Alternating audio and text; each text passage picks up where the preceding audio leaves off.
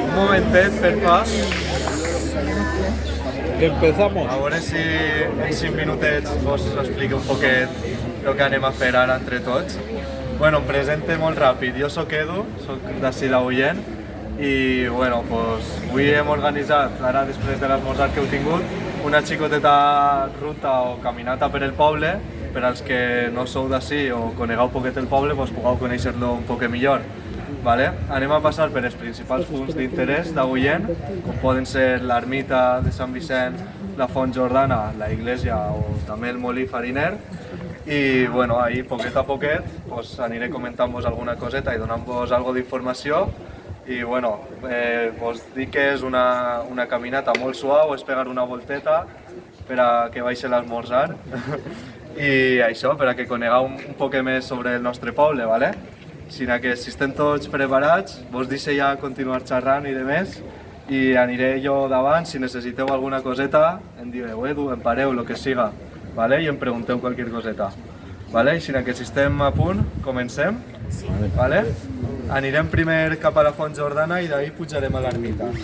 ¿Vale? Quan apleguem a la font vos donaré l'opció de qui vulgui pujar a l'ermita. Tiene que pujar todos, Edu. Sí, estaria bé que pujaren tots, Edu. Estaria bé que pujaren tots. A peu.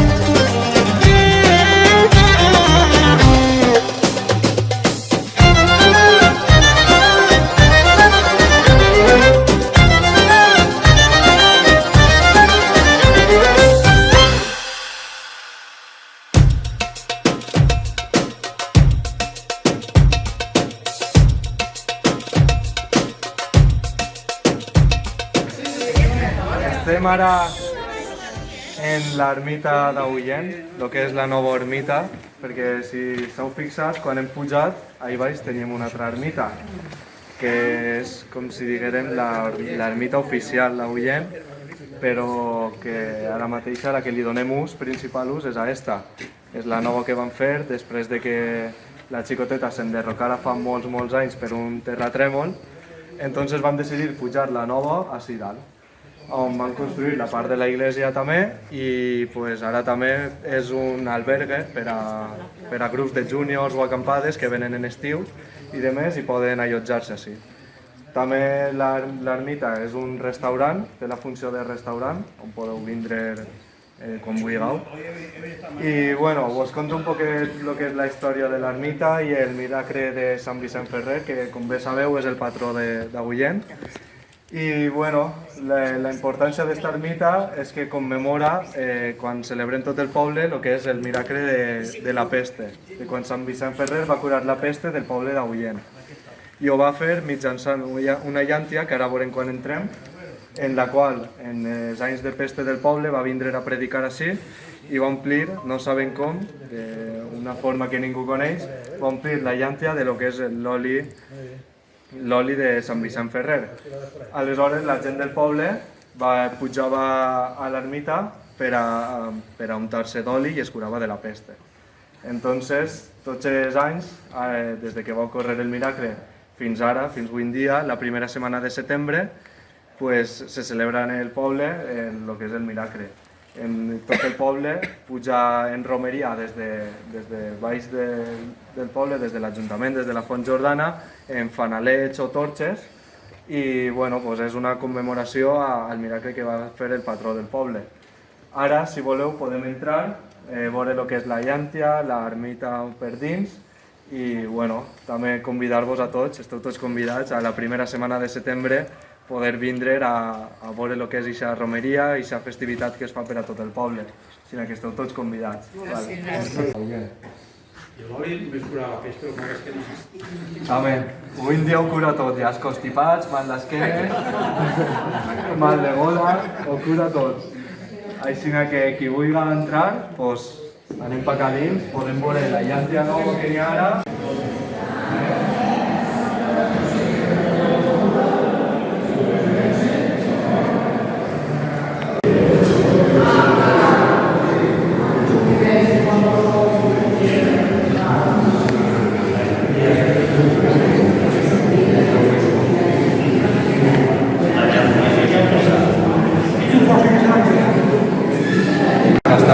Està a disposició. Sí, hay que compartir. La vella...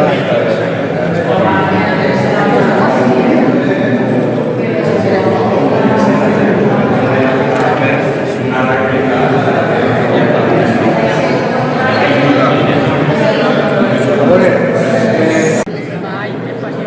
Entonces, espérate, ponmelo, espera. Anem a fer cola.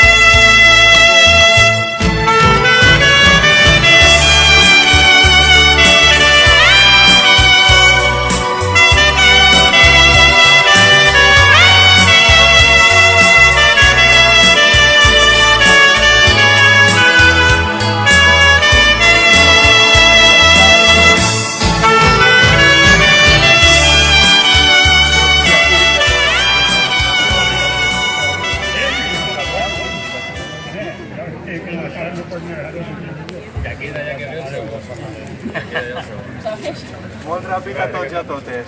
Sabeu, ara estem en la Font Jordana, el que és el parc.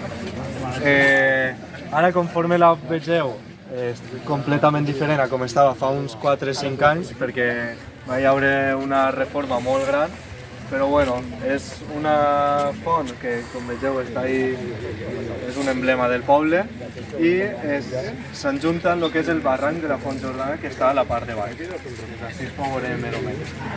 I l'aigua de la Font Jordana, que ve de la serra, pues és com si fos l'inici de l'aigua que recorre per el poble, que passa per els llavadors, ara passarem, i la sèquia, que travessa tot el poble, també fins al molí fariner, que ara anirem al museu i el veurem. Comentar-vos que la Font Jordana és una zona d'oci i on se celebren totes les festivitats d'Agullent, on acaba celebrant-se totes les festes, el que són orquestes, discomòbils i demés, per a la gent del poble i la gent del polo. I això, vegeu que és un espai molt ampli. La gent que som en el poble, la veritat que està molt bé, mos sobra lloc i tot. Però això és un parc que està molt bé, molt tranquil i això. Si teniu alguna pregunta o algo, si no, continuem en la marxeta.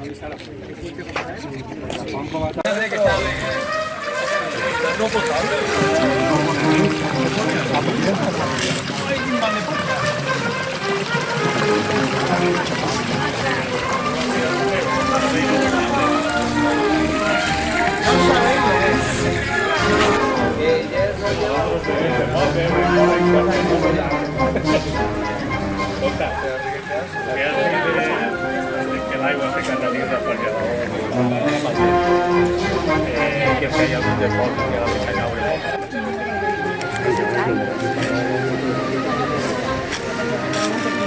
Però si arribarem millor al Llavaor? Ai, pues sí, té raó.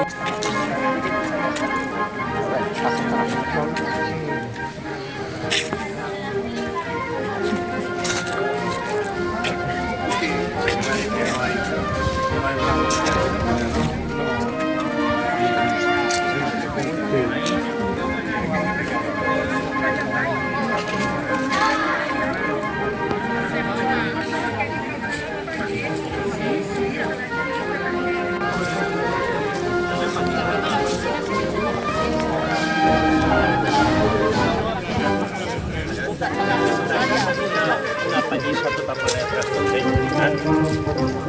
de parxís, àries...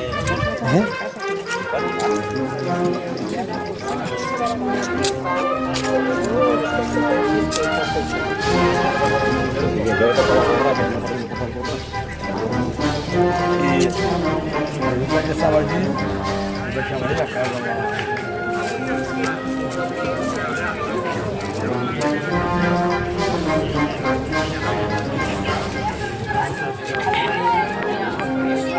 Lo de Delia es que parques de campo, por ejemplo, todo.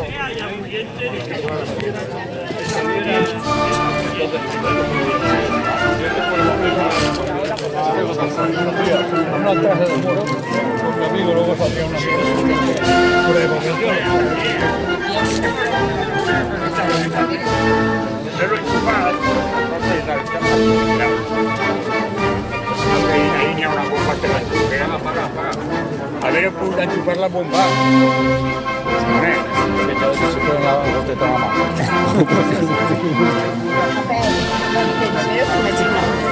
Ja m'he enterat tota la història.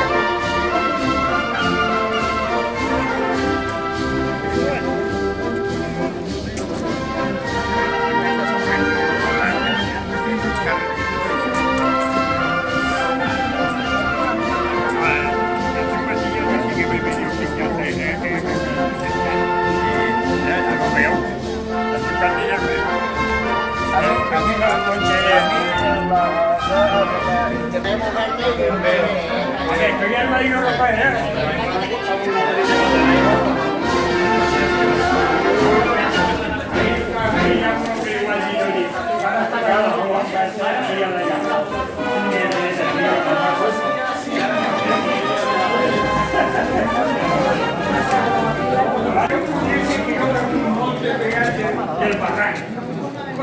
No, en barranc. cerques emboscant el Salvador. Encara emboscant el Salvador i llibres per fer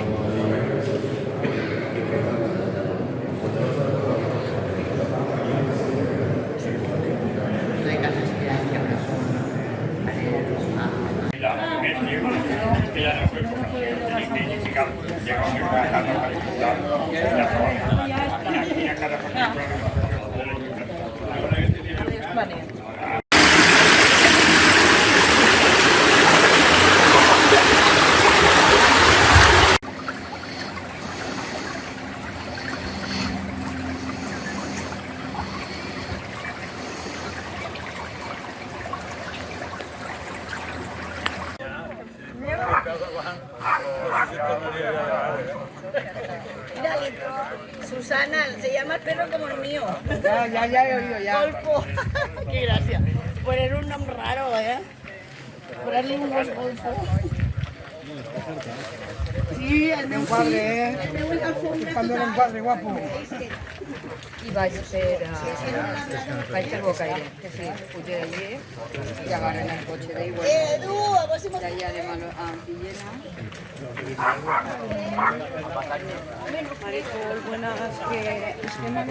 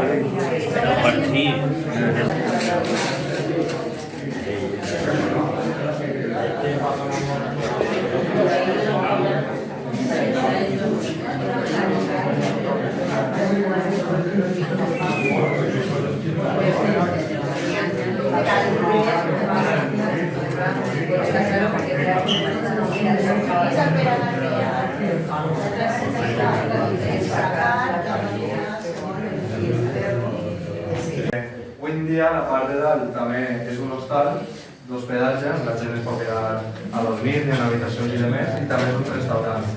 I on ens trobem ara és la part del museu, la part de baix del molí, on podem veure elements característics dels molins de l'època, els molins d'abans, per a treure la farina del blat, on està el procés d'elaboració de com s'extreia la farina del blat i demés. I això, comentar-vos que n'hi ha molts elements informatius, sobretot en aquesta habitació, que parlen també del formatge, no? Hi ha un apartat del formatge i d'informació de la ramaderia del poble d'Agullent. I bueno, això, comentar-vos que podeu trobar informació de la vida rural d'abans d'Agullent i del molí, ¿vale? Molt bé. Jo anava amb el pare, anava amb la pàgina.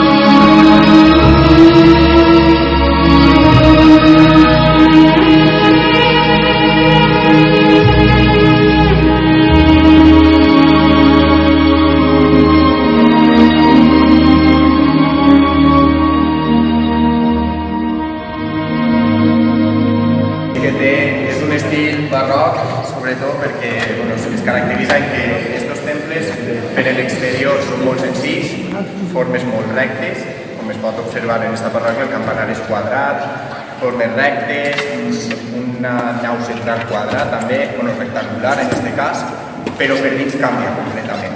El barroc sobretot el que vol intentar és aparentar, com és en aquest cas, en l'església d'avui, no és l'església primitiva que teníem, però és un estil barroc xurriguerès, però sobretot molt valencià. En si es pot observar que el que vol és aparentar aquest color de dorat en si va aparentar en aquesta època un poder, perquè l'església el que volia també era el poder.